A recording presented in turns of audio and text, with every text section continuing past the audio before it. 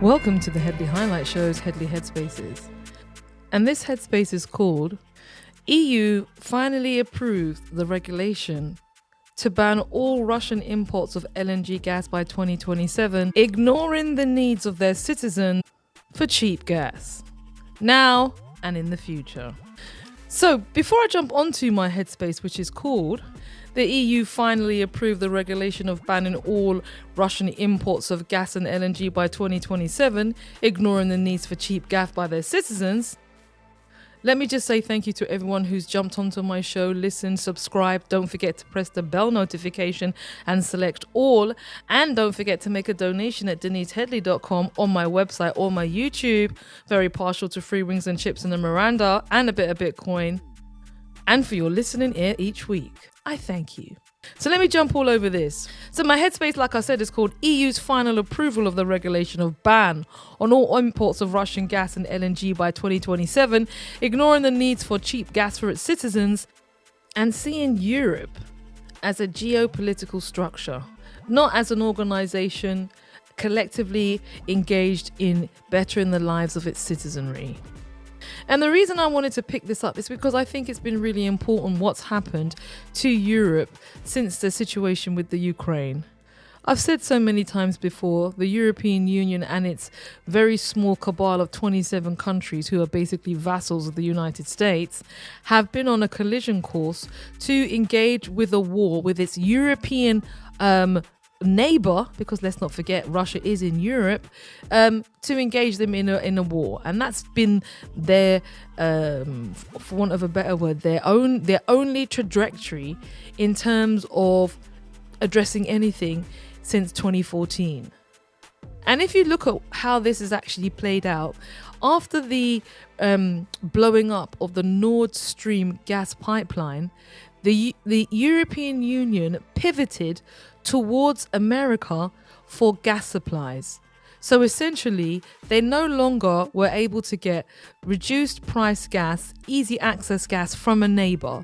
They are now getting their gas from a single supplier, the USA, and its LNG gas. And what's happened, because they are now dependent on a single supplier and they've just passed this regulation banning all imports of Russian gas and LNG gas by 2027, they have hamstrung the citizenry of Europe to high gas prices infinitum, frankly. Why would you, as a sovereign leader or as a collection of sovereign leaders, allow your only supplier of energy to be just one individual? Doesn't that say that this is a collection of people who have no political or significantly industrial or intellectual capacity amongst them all?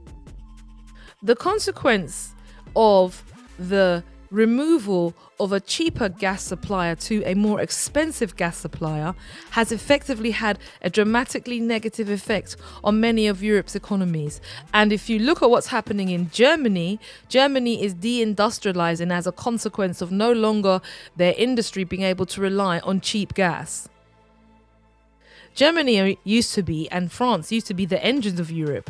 Now this has taken a backward step in the sense, not only are the leaders of Germany, the UK and France deeply unpopular, Macron is on 11%, Starmer is on 11%, you now have the significant reduction of opportunities in places like Germany because of the number of industries that are closing.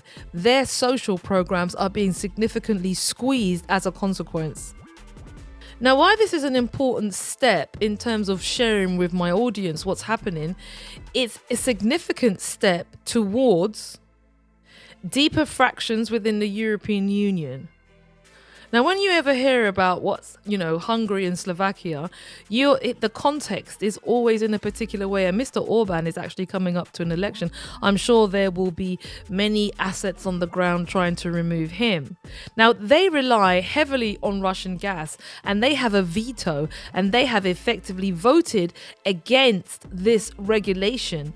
However, what happened was the regulation was not dressed up as a sanction, because basically this is sanctions and you need all of the European countries to agree.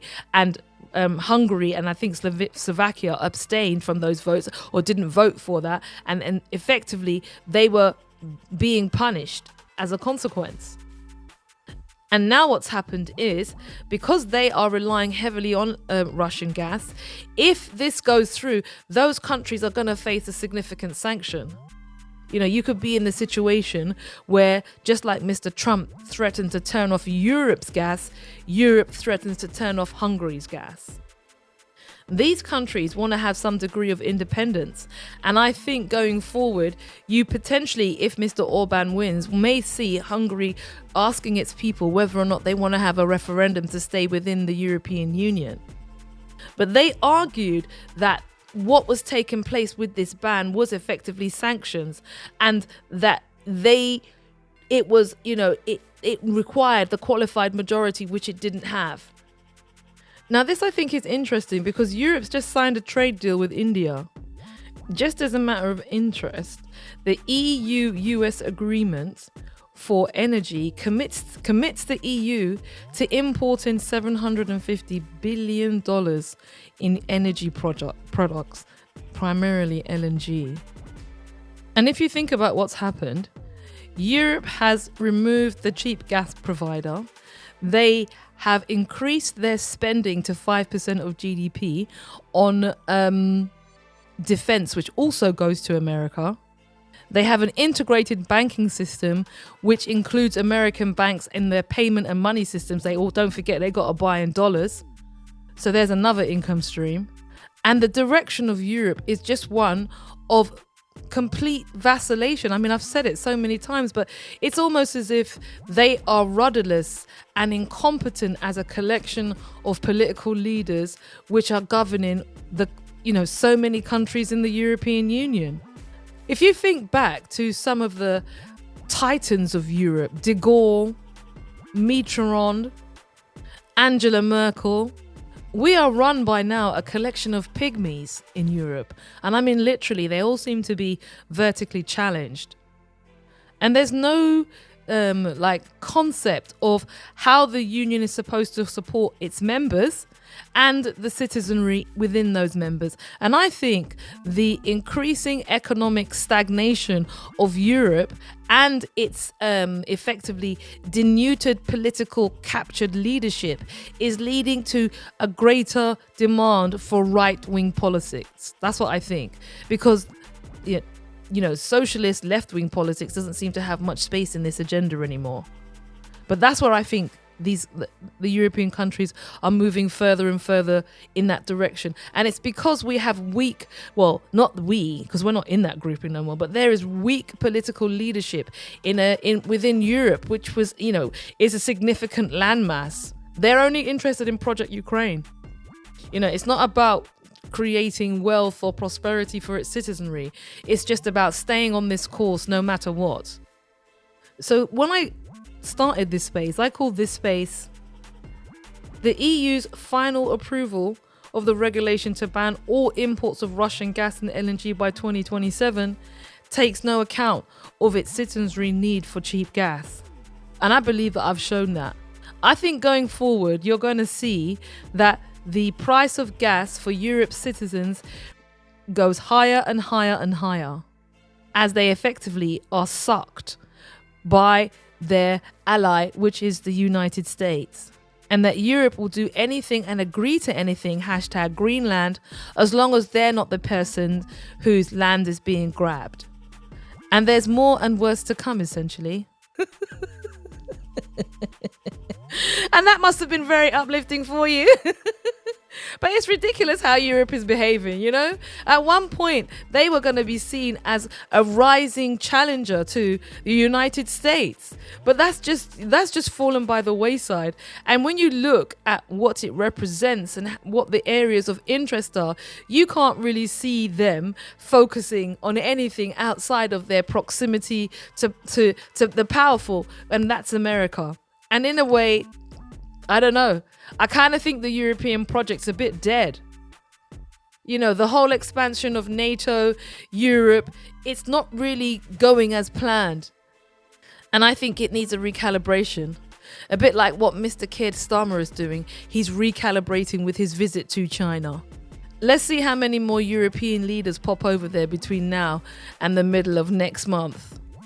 Anyway, that's it. I hope you enjoyed it.